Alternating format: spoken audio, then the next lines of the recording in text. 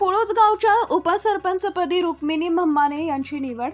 पंढरपूर तालुक्यातील पुळूज ग्रामपंचायतीच्या उपसरपंचपदी रुक्मिणी सदाशिव म्हामाने यांची एकमताने निवड करण्यात आली। पुळूज ग्रामपंचायतीची 1 वर्षापूर्वी बिनविरोध निवडणूक पार पडलेली होती। त्यामध्ये खासदार धनंजय महाडिक यांच्या मार्गदर्शनाखाली ग्रामपंचायत बिनविरोध झाली होती।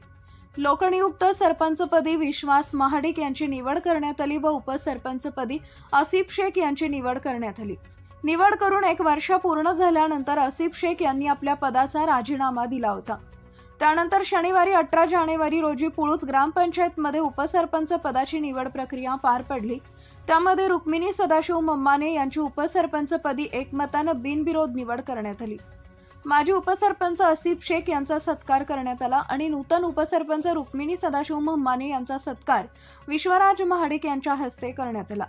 भीमा सहकारी साखर कारखान्याचे चेअरमन विश्वराज महाडिक यांचा ग्रामपंचायतच्या वतीने सन्मान करण्यात आला।